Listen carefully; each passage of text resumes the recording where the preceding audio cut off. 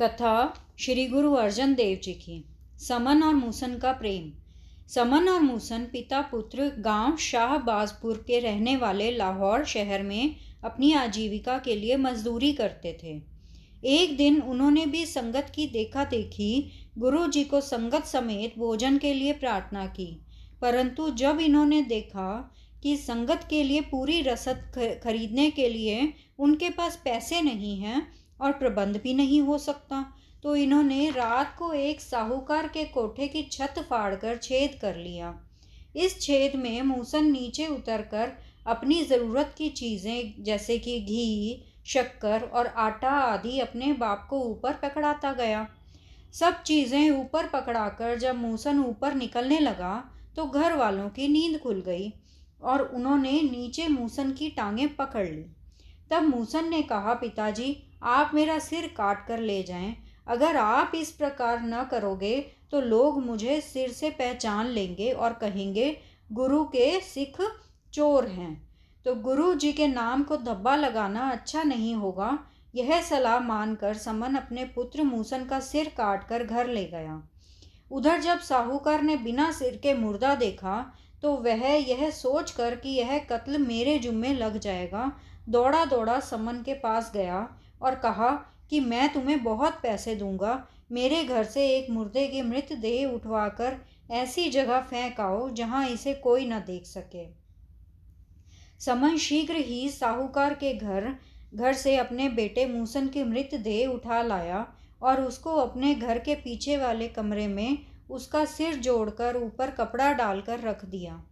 तदुपरांत उसी समय वापस जाकर साहूकार से अपनी ज़रूरत के अनुसार पैसे ले लिए और दिन निकले। उन पैसों की रसद लेकर गुरु जी और संगत के लिए हलवाई बुलाकर लंगर तैयार करवा लिया।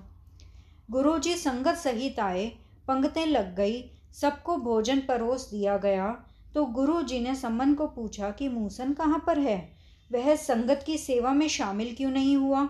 जब समन ने कोई उत्तर न दिया तो उसको चुपचाप देखकर गुरु जी ने मूसन को आवाज़ दी कि आकर संगत की सेवा करे। गुरु जी की आवाज़ सुनकर मूसन हाजिर हो गया और गुरु जी के चरणों पर माथा टेककर हाथ जोड़कर खड़ा हो गया। इन बाप बेटों की परम श्रद्धा पूर्वक करनी को देखकर गुरु जी समन को संबोधित करके बोले कि हे समन सिख, जो प्रेम तुमने दिखलाया है, अगर इसके बदलाव पैसों के साथ हो सकता होता तो फिर लंकापति रावण कंगाल नहीं था, जिसने अपने इष्ट शिवजी को अपना सिर 11 बार काटकर प्रेम भेंट किया था। प्रेम तन और मन मांगता है, धन नहीं मांगता।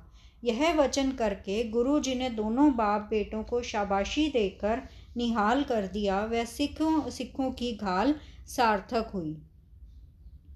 ननकाने साहिब के दर्शन। श्री गुरु नानक देव जी साहिब जी के जन्म स्थान के दर्शन करने के लिए गुरु जी लाहौर से ननकाना साहिब गए। बड़े प्रेम और श्रद्धा सहित दर्शन करके गुरु जी वापस रावी नदी के किनारे गांव मदर आ गए। इस गांव में एक आदमी की हजीरें थी। वह कुछ दिन गुरु जी के पैरों का जूता पकड़कर हजीरों पर लगाता रहा। इस तरह श्रद्धा से जोड़ा लगाने के कारण उसकी हजीरें ठीक हो गई। जब गुरु जी यहाँ से चलने लगे तो एक सिख ने गुरु जी से प्रार्थना करके वह जूता अपने पास ही रख लिया और गुरु जी को नया जूता पहना दिया। पाकिस्तान बनने से पहले यह जूता गांव मदर उसी सिख की संतान के पास था, जिससे अनेकों हजीरों के रोगी ठीक होते थे। मदर से गुरु जी जंगर गांव आए। संगत ने बहुत सेवा की। जंगर गांव से चलकर चूनिया के नज़दीक के रास्ते बहिड़वाल वहाँ पर आए। इस गांव का एक खारा कुआं गुरु जी ने मीठा किया। यहाँ से चलकर रास्ते में अनेक लोगों को नाम दान का उपदेश देते हुए गुरु जी वापस अमृतसर आ गए। सहिंसरे गांव गुरु की रोड। एक दिन गांव सहिंसरे की संगत गुरु जी को प्रार्थना करके बड़े प्रेम से अपने गांव ले गई। गुरु जी कई दिन वहां टिके रहे। इस याद में वहां पर एक गुरुद्वारा बना हुआ है। पहले यह स्थान गुरु की रोड के नाम से भी प्रसिद्ध था। डेरा बाबा नानक से गांव बारठ बाबा श्री चंद जी के पास। सहीसरे से चलकर गुरुजी गुरु नानक साहिब जी के अंतिम निवास स्थान के दर्शन करने के लिए डेरा बाबा नानक गए और यहाँ से आगे गांव बारठ बाबा श्री चंद जी के पास जा विराजे। तो गुरु जी ने बाबा जी को सुखमणी साहिब की पहली 16 अष्टपदियाँ जो गुरु जी ने रची हुई थी पढ़कर सुनाई। इनको सुनकर बाबा जी अति प्रसन्न हुए और वचन किया कि पुरुष के 8 पहर के 24,000 श्वास सफल करने के लिए 24 अष्टपदियों को पूर्ण कर दो। तो गुरु जी ने कहा कि आगे आप ही रचना करने की कृपा करो। तब बाबा जी ने गुरु नानक साहिब जी का उच्चारण किया हुआ श्लोक आद सच जुगाद सच है भी सच नानक होसी भी सच पढ़कर कहा कि आगे आप ही रच लो। तब गुरु जी ने इससे आगे 8 अष्टपदियाँ उच्चारण करके बाबा जी को सुनाई और जिस पर आप बहुत प्रसन्न हुए। सुखमनी साहिब की महिमा।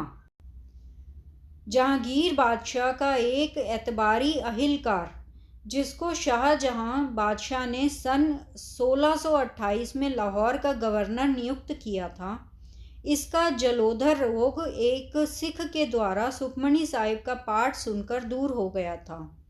इसके प्रभाव के कारण वजीर खां गुरु घर का बहुत श्रद्धालु बन गया और तन मन से गुरु घर की सेवा करने लगा। बाबा मोहन जी से पोथियां लेनी। एक दिन गुरु साहिबान की रची हुई वाणी को स्वार्थियों की वाणी से अलग रखने के लिए श्री गुरु अर्जन देव जी ने विचार किया कि चारों गुरु साहिबान की वाणी को 2 पोथियां जो बाबा मोहन जी के पास गोविंदवाल में है पहले यह मंगवानी चाहिए, फिर और जहाँ कहीं गुरु साहिबान की रचना पड़ी हो एकत्र करके एक सची तैयार करनी चाहिए, जिसके पढ़ने सुनने से प्राणी मात्र का कल्याण हो जाए। यह विचार करके गुरुजी ने पहले भाई गुरदास जी को और फिर बाबा बुड्ढा जी को गोविंदवाल भेजा, परंतु बाबा मोहन जी ने किसी को भी पोथियां ना दी। तदुपरांत गुरु साहिब जी आप पोथियां लेने के लिए गए और बाबा मोहन जी के चौबारे के नीचे गली में बैठकर गौड़ी राग में लिखे 4 शब्द उच्चारण करके पढ़े। इन शब्दों को केवल पहली तुक ही श्री गुरु ग्रंथ साहिब जी में दे रखी है।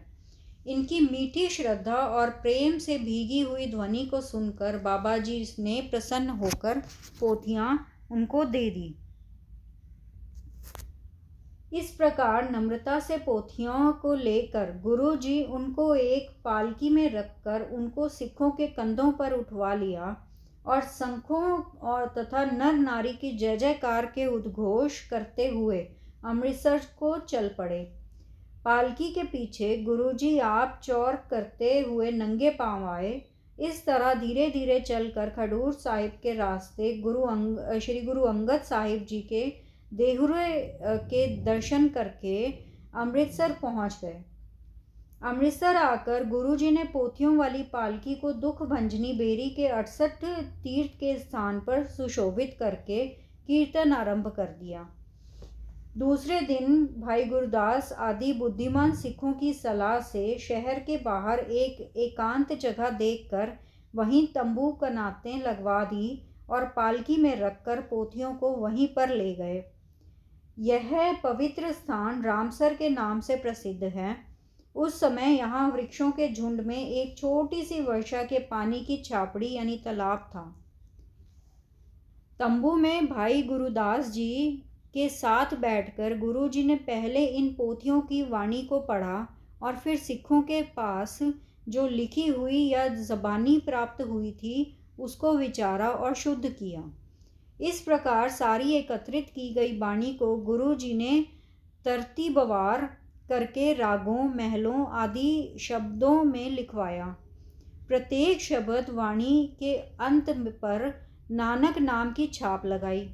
अलग अलग गुरुओं की वाणी की पहचान के लिए गुरु नानक देव जी की वाणी के साथ महला पहला, गुरु अंगद देव जी की वाणी के साथ महला दूसरा, गुरु अमरदास जी की वाणी के साथ महला तीसरा, गुरु रामदास जी की रचना के साथ महला चौथा और अपनी वाणी के साथ महला पांचवा संकेत किया। भक्तों की वाणी के साथ उन भक्तों के नाम लिखने निर्णीत किए। इस प्रकार सारी वाणी लिखवा कर अंत में मुंदावणी लिख कर भोग की मोहर लगा दी। बाद में और वाणी लिखने का विचार करके इस पोथी यानी इस संची में कई जगह पर पृष्ठ भी खाली छोड़ दिए। सतनाम सतनाम सतनाम जी, वाहे गुरु जी। सतनाम सतनाम सतनाम जी, वाहे गुरु जी। वाहे गुरु तेरा शुक्र है, शुक्र है, शुक्र है तेरा दात्या, तेरा शुक्र है।